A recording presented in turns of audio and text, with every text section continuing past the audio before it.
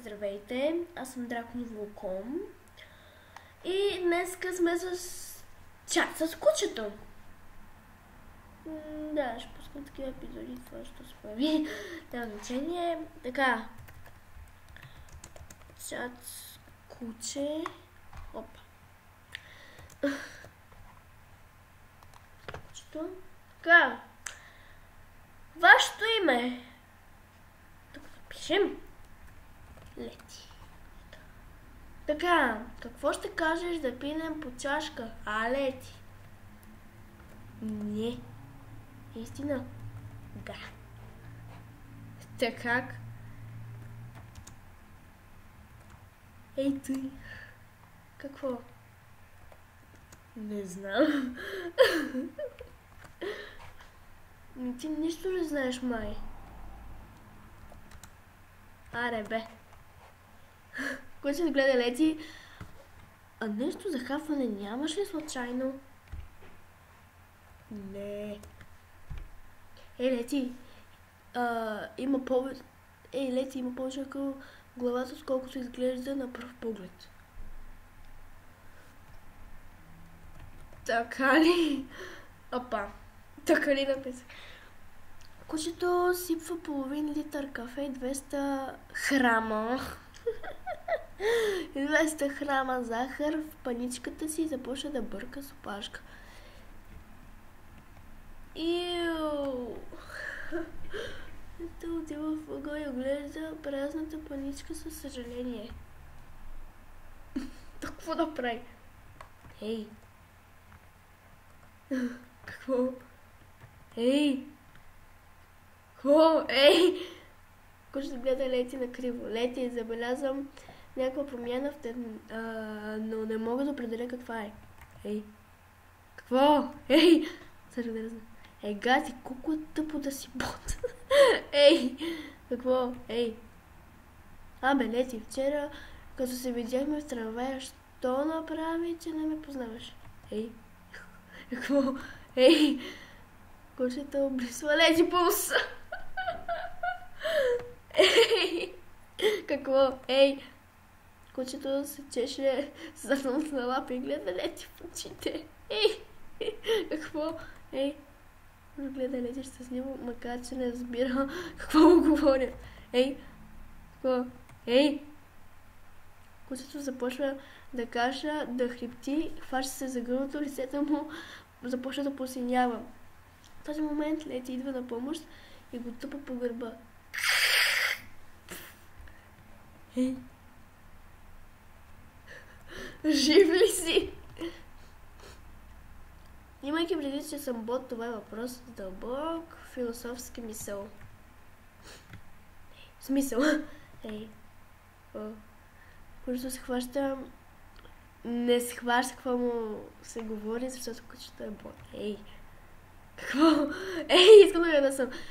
Кучето си погледа часовника. Айде, пропусна срещата с президента.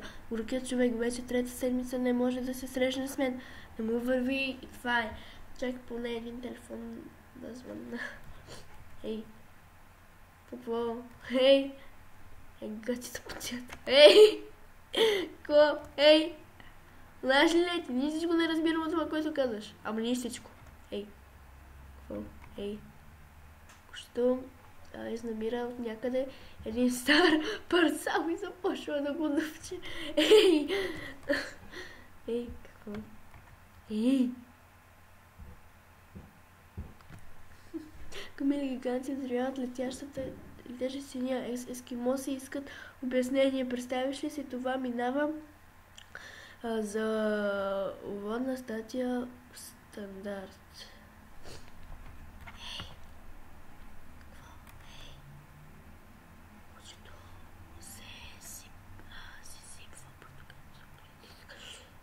Ей, ми искам, айде! Ей, кучето се поглежда Ролекса, долепя ухо до него. Поглежда го пак и го изхвърля в кошчето. Кога ли някой ще направи един свестен часовник? С тези космати лапи не мога да ги навивам и 2-3 дена. се налага да си купувам нов. И кучето сяда срещу Лети, гледа как яде баничка и не дава.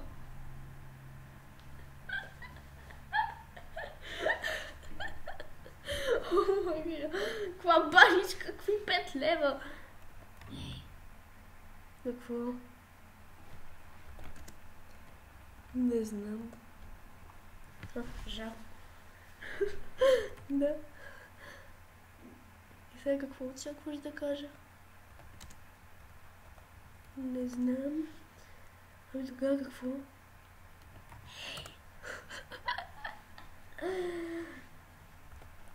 Дразняте. Опа, дразняне. Дразняте. Няма се, не искам да се попитам нещо. Само дето забравих какво. Ей! Нищо. Нищо каза. Нищо, мисля, че криеш нещо от мен. Да. Опа. Що? Що? Где да знам? Що? Опа, това си го направи. Това е лично моя изработка. Защо? Еми ай така. Що? Що? Кучето не е много напрез логическите вериги, така че му е трудно да даде обяснение. Що? Няма представа образованието, което ми е въведено в базата данни. Що? Ами как да си кажа, и аз не знам. Ей! Кучето гледа ролика за вечера от битака. Ай! Изгледали се ме. И сега ще ходя да му се чупи гласа, но не да ми го продаде. Що? Кучето прави локовичка на пода и виновно... Не това! Защо го направи? Кучето се замисля сериозно след минута, вдига поглед към Лети. За какво? Да пикам. Да пикам и пода. Какво? Ей. Так. Ей такова. Шарено на точици. Опа. Катибе. Катебе. Ами ти все дрънкаш разни работи, ама аз не те слушам много. Що? Кучето се замисли сериозно, седната вдига поглед към Лети. За какво говорихме? Не знам. Ах, ти си ми знае.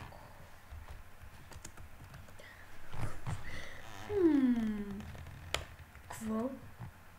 Моля те, Лети, айде да ме оставим, да му оставим, да подремна. Не. Не. Да. Лети, започва да ми харесваш. Окей. Ти май ми се обиди нещо. Не. Хубаво. Не. И защо не? Не. Че защо? Не. Що така? Не. Перко? Не. Ау, така ли? Да. Не. Ако ще се равни срещу Лети. Лети. Ръмжи. Срещу кучето. Браво, бе, Лети, браво.